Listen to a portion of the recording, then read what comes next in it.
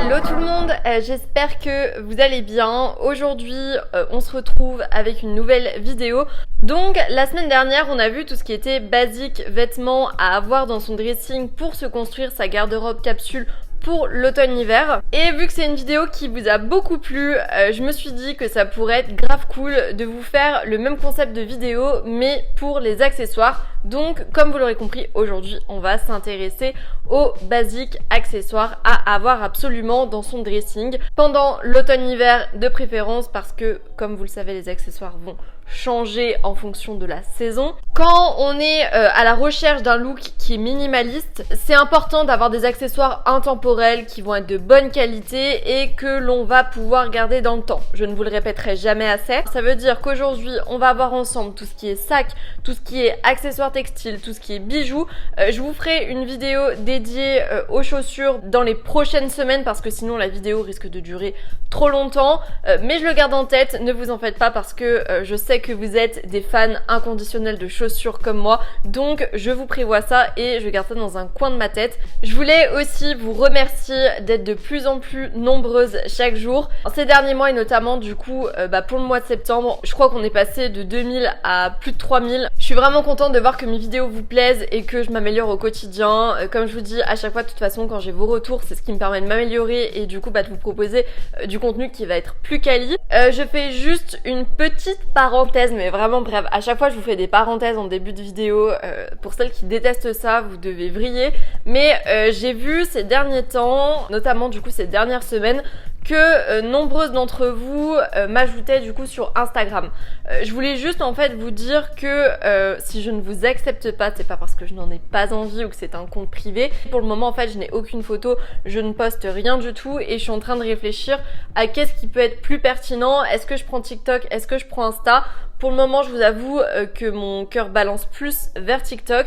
Donc je pense que d'ici les prochaines semaines, mais de toute façon, je vous en reparlerai dans une autre vidéo, je vous parlerai justement de la création de mon nouveau TikTok. On verra pour Insta un autre moment, c'est pas encore sûr, peut-être que je vais le créer, peut-être que je vais pas le créer, faut que je réfléchisse. N'hésitez pas vous à me dire en commentaire si vous penchez plutôt pour TikTok ou si vous penchez plutôt pour Insta.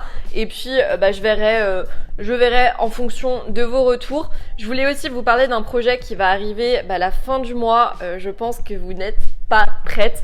On est sur un projet énorme. Honnêtement, ça m'a demandé des mois et des mois de travail. De toute façon, je vous en reparlerai ultérieurement, mais je pense que vous allez être super contente. On continue à parler de mode d'une autre manière, donc je pense que vous allez kiffer. Donc, si vous venez d'arriver, n'oubliez pas de vous abonner et d'activer les notifs. Et puis, on va commencer tout de suite. Donc, on va commencer avec tout ce qui est sac. Pour moi, il y a 3 types de sacs qui sont incontournables au niveau des basiques. Donc on a déjà le sac noir. Pour ma part, mon petit chouchou du moment et que je prends tout le temps, donc c'est celui-ci. Je sais pas si vous allez bien voir parce que mon appareil photo zoome énormément. Mais voilà, c'est un petit sac Obo, donc il est très simple, très basique.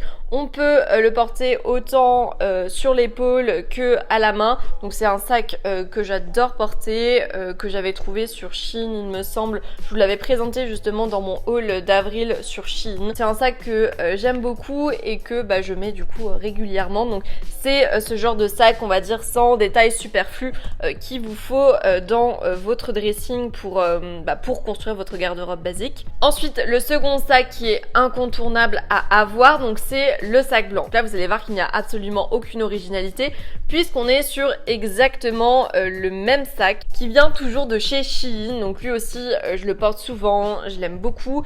C'est des sacs qui sont très basiques mais qui, comme je vous dis, passent de partout. Je crois que je l'avais payé 3 ou 4 euros sur Shein, quelque chose comme ça. Donc on va dire que celui-ci, enfin ces deux-là, je les garde pour l'hiver, mais je sais qu'ils ne vont pas me durer dans le temps étant donné que c'est des Shein, donc niveau qualité c'est moyen. Mais il y a un sac que j'ai déjà depuis plusieurs années et que j'adore, donc c'est un sac de chez Le Petit Cartel. Donc je vous le mets devant ma tête encore une fois parce que je ne sais pas si vous allez le voir correctement. On est sur des petits détails matelassés, il est super quali. En hiver généralement je ne le lâche jamais et c'est un sac que j'adore. J'essaierai de vous retrouver le lien et je le mettrai en barre d'infos. Après je ne sais pas s'il va encore exister parce que du coup je l'avais chopé il y a 2-3 ans comme je vous disais, mais lui en tout cas c'est une valeur sûre et je sais que celui-ci il va me durer de très très longues années. C'est aussi un basique à avoir. Comme vous vous en doutez, on part du coup sur des modèles qui sont intemporels et qui restent classiques. Donc qu'est-ce que j'entends par classique? On va mettre de côté tout ce qui est matière et imprimé tendance, avec typiquement tout ce qui va être par exemple la matière Teddy. On voit énormément de sacs en matière Teddy là pendant l'automne, mais du coup c'est à proscrire si vous voulez vous construire votre garde-robe de basique. Ce que j'aime beaucoup faire de mon côté et qui peut peut-être vous aider, c'est de vous inspirer des sacs iconiques des grandes maisons qui se vendent toujours autant alors qu'ils sont en vente depuis des années. C'est une valeur sûre et tu peux être sûre et certaine que ce genre de sac, tu ne t'en lasseras jamais parce que c'est un sac qui est vu, revu, re-revu et encore revu et pourtant il est toujours bel et bien présent. N'oublie pas qu'il faut que ce soit une forme de sac que tu aimes et que tu sais que tu vas continuer à porter dans le temps. Si vous achetez une forme que vous n'aimez pas vraiment, il y a un risque énorme que vous ne le portiez pas et ce n'est pas le but.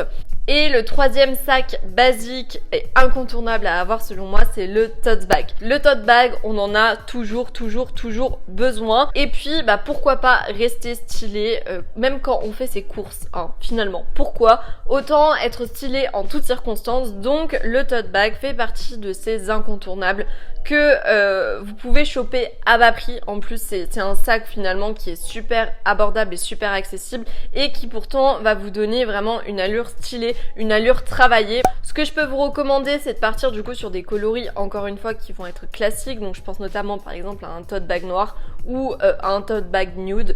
À éviter peut-être le tote bag blanc parce que généralement on met un petit peu tout et n'importe quoi dedans, donc il y a un risque de salissure très important. Au niveau des accessoires textiles, donc j'ai beaucoup d'accessoires textiles à vous montrer. Donc on va commencer par tout ce qui est écharpe. Le premier incontournable et le premier indispensable, c'est évidemment la grosse écharpe noire. On la prend vraiment oversize. Je trouve que celles de chez Zara, justement, elles sont parfaites pour ça parce qu'elles sont immenses. Les matières, généralement, sont quali, elles tiennent super chaud. Donc, si vous êtes à la recherche d'une grosse écharpe noire, foncez chez Zara. Et toujours dans les écharpes, on va avoir évidemment l'écharpe blanche, qui est aussi un basique. De toute façon, le noir et le blanc, généralement, c'est les deux nuances vers lesquelles on se tourne pour se construire sa garde-robe de basique, étant donné que ça va avec tout. Donc vous l'aurez compris, on met de côté tout ce qui est imprimé et on privilégie des couleurs unies qui vont aller avec nos basiques vêtements dont je vous parlais la dernière fois. D'ailleurs, je profite de cette transition pour vous dire que je vous mets le lien juste ici si vous ne l'avez pas encore vu. Au niveau des chapeaux, on va être un petit peu dans le même esprit. Donc ce que je vous recommande pour l'hiver, donc forcément, c'est déjà de prendre un bonnet. Je voulais vous montrer le mien, mais il est introuvable, donc c'est d'ailleurs quelque chose que je vais devoir faire, le retrouver parce que c'est un bonnet que j'adore. Mais du coup voilà, partez sur un bonnet, ça c'est un incontournable, donc vous pouvez le prendre noir ou blanc. Pour ma part, je l'ai choisi blanc. Bon, il y a des avantages et des inconvénients. Le maquillage d'étain sur le bonnet, donc ça c'est pas pratique, mais l'avantage c'est que je trouve que en hiver justement ça apporte énormément de lumière au visage, enfin, en tout cas à mon visage, je trouve que ça me donne meilleure mine et ça rend moins malade parce que vous savez à quel point le teint c'est un désastre en hiver. Et l'autre chapeau que je vous recommande, qui est selon moi du coup plutôt un indispensable pour l'automne, c'est la casquette noire. Donc après faites comme vous voulez, si vous préférez prendre une casquette blanche à la casquette noire vous pouvez, mais je trouve que pour les looks d'automne par contre la casquette noire est plus adaptée. Et le troisième chapeau que je vous recommande, donc là c'est assez subjectif, ce que je veux dire par là c'est que pour ma part ça va être un basique, mais il y en a d'autres qui n'aiment pas le porter, ça va dépendre des goûts de chacune. C'est le béret, donc pour moi le béret j'ai toujours porté ce chapeau en hiver parce que comme disait l'une d'entre vous dans les commentaires, ce genre de chapeau ça donne tout de suite, ça rend tout de suite ta tenue plus stylée. Ça apporte direct un look un petit peu prépi que tu peux casser avec d'autres pièces évidemment. La casquette c'est quelque chose, le bonnet c'est quelque chose, mais le béret c'est encore un niveau au-dessus. Je sais que jamais de ma vie je ne me lasserai des bérets. C'est vraiment un chapeau que j'adore porter et qui est super facilement portable aussi, il faut le souligner. Du coup ça me fait penser que je vous ai même pas montré mon petit béret, donc voilà, il est tout simple, tout noir, il vient de chez Primark. Ça fait longtemps aussi que je l'ai, il faudrait peut-être que je pense à le changer un de ces quatre parce qu'il commence un petit peu à souffrir du temps, mais voilà, vous aurez compris, c'est vraiment un petit indispensable et je vous le recommande absolument, vous pouvez en trouver de partout de toute façon. Autre indispensable pour tout ce qui est accessoires textiles à avoir en automne-hiver, donc ça va être une paire de gants en cuir ou en simili-cuir. On est tous d'accord pour dire que les gants en simili-cuir ou en cuir, c'est une plus-value de fou à ta tenue. Je trouve que ça fait tout de suite plus femme, tout de suite plus féminin, tout de suite plus Blair Waldorf, tout de suite plus preppy, tout de suite plus wealthy. Je trouve que vraiment avoir une paire de gants en simili-cuir, c'est une plus-value à ton look et ça change des gants ou en coton, donc qui protègent du froid certes mais qui ne sont pas très stylés et on les met généralement plus dans un souci de confort que dans un souci de style. Je trouve que les gants en simili-cuir sont finalement un bon compromis entre être stylé et avoir chaud. Donc pourquoi pas tenter si vous n'avez toujours pas craqué pour ce genre de gants. Le dernier accessoire textile que j'ai d'ailleurs failli oublier en préparant ma vidéo alors que c'est un basique, je suis sûre que vous connaissez, vous l'avez sûrement peut-être déjà, mais il vous faut absolument une paire de collants fourrés cet hiver. Donc, qu'est-ce que j'entends par paire de collants fourrés? Non, ce n'est pas les petits collants noirs, transparents, qu'on voit un petit peu de partout, qu'on voit chez Calzedonia, etc.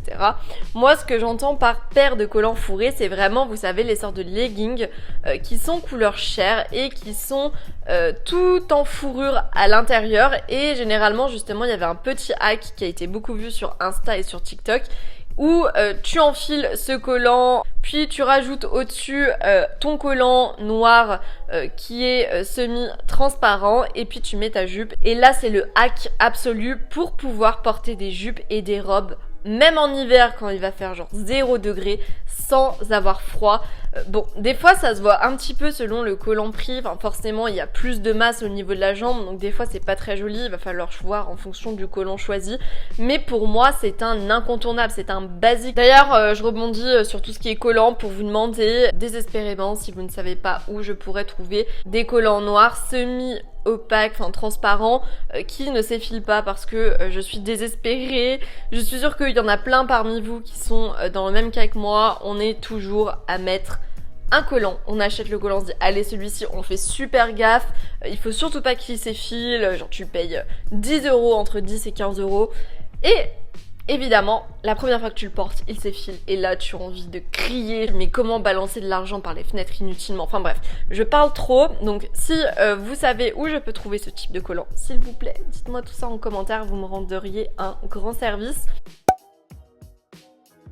Et au niveau des bijoux, donc on a 3 types de bijoux que je vous recommande en tant que basique. Donc déjà ça va être tout ce qui est créole à forme géométrique. Pour ma part, les rectangles ce sont vraiment mes chouchous. Après à vous de voir ce que vous préférez porter. Comme je vous dis, généralement de toute façon pour se construire sa garde-robe basique, c'est vous qui avez la main, c'est vous qui devez choisir les formes que vous préférez et faire un petit peu une introspection de ce que vous avez l'habitude de porter. Si voilà, vous avez l'habitude de porter des créoles rondes, ne partez pas sur des créoles rectangles parce que vous n'allez jamais les mettre et parce que ce n'est pas ce que vous aimez. Ne vous faites pas influencer entre guillemets et faites vos propres choix vous-même en fonction de ce que vous avez l'habitude de porter. Je trouve que justement cette paire de boucles d'oreilles c'est un basique parce que c'est les boucles d'oreilles que tu mettras quand tu voudras rendre ta tenue stylée tout en restant du coup dans le minimalisme. Je le répète à chaque fois mais évidemment on prend ces boucles d'oreilles de bonne qualité. Qu'est-ce que j'entends par bonne qualité? On va prendre du coup des boucles d'oreilles qui sont plaquées or si niveau budget on est réduit.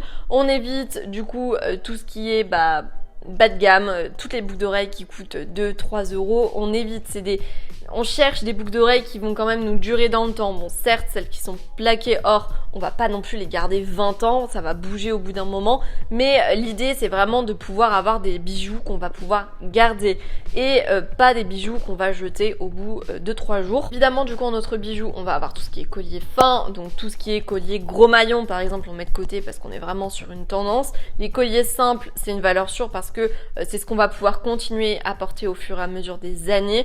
C'est pas une tendance. Et idem pour les bagues, on prend du coup des modèles qui sont assez fins, qui sont assez intemporels. Par exemple, tout ce qui est anneau avec un serpent, ça, c'est tendance. Ce n'est pas quelque chose d'intemporel. Donc, partez vraiment sur des bagues, sur des bijoux qui sont très simples et que vous savez que vous allez garder. Je rabâche, mais c'est parce que c'est pour que vous le gardiez en tête et que vous ne dépensiez pas votre argent dans des vêtements et accessoires que vous n'allez finalement pas aimer et que vous n'allez finalement pas porter. Et dernier basique accessoire, j'essaye de faire vite parce que je vois le temps qui tourne et je me dis que cette vidéo va durer 10 000 ans. Je suis vraiment désolée par avance. Ça va être les lunettes de soleil. On a tendance à les oublier en hiver, mais pourtant le soleil est bien présent en hiver et il a tendance à tuer les yeux. Je sais que moi en hiver j'ai tout le temps besoin de mettre mes lunettes de soleil. N'oubliez pas de choper les vôtres, encore une fois partez sur des modèles basiques, je pense notamment au Ray-Ban ou alors à des modèles encore une fois que vous avez l'habitude de porter. Enfin, même si c'est une tendance du moment, si vous aviez l'habitude de la porter des années avant et que vous savez que vous allez continuer à la porter des années après, eh bien partez sur ce type de modèle. Donc voilà pour cette vidéo sur les basiques accessoires à avoir pendant l'automne-hiver. J'espère vraiment qu'elle vous a plu. N'hésitez pas à me dire en commentaire quels sont vos basiques accessoires indispensables durant cette saison. Peut-être que j'en ai oublié comme d'habitude. À chaque fois, il y en a certaines qui rajoutent en commentaire des petits basiques, enfin des petites choses que j'ai oubliées et c'est toujours avec plaisir parce que heureusement personne n'est parfait. Et il m'arrive du coup d'oublier des petites choses. Donc voilà, n'hésitez pas à partager tout ça, à mettre un petit like si la vidéo vous a plu. Et puis je vous dis à dimanche pour la prochaine vidéo.